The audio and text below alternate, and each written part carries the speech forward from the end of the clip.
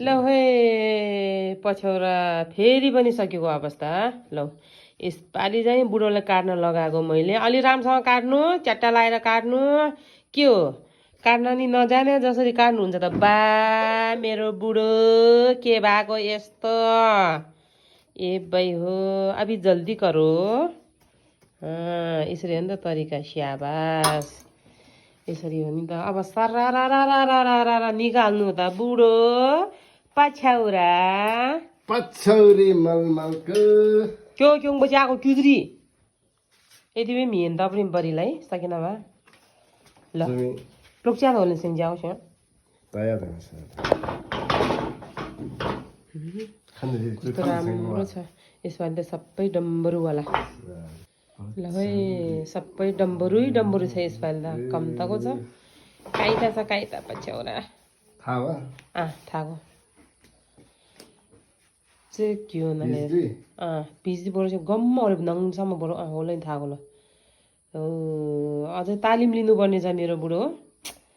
के गर्ने बाबै यसरी नि त तरिका। यसरी काट्नुपर्छ। सकिहालेँ नि मैले पछौरा।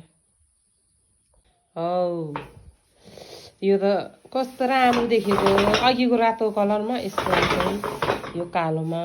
तर राम्रो त कालो देख्छ पो सरलक्क देख्छ राम्रो छ बा।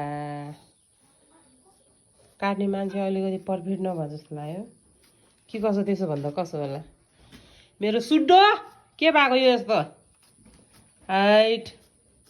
ल जा पावर निकालिदिया हो त भने क्योर्पी लाग्यो।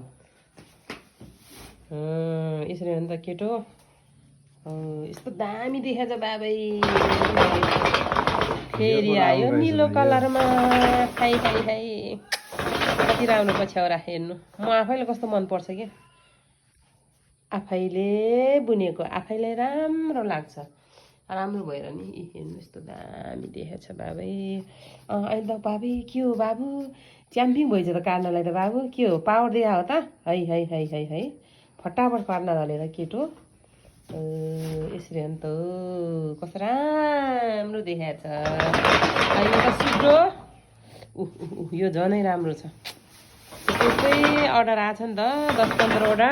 अनि त्यही भएर मैले यसरी बुनेको। कस्तो राम्रो देखाएको छ भने ल काट्नु त झ्याम्मै लाएर। यो लटमा जम्मै डम्बरु बुट्टा हो।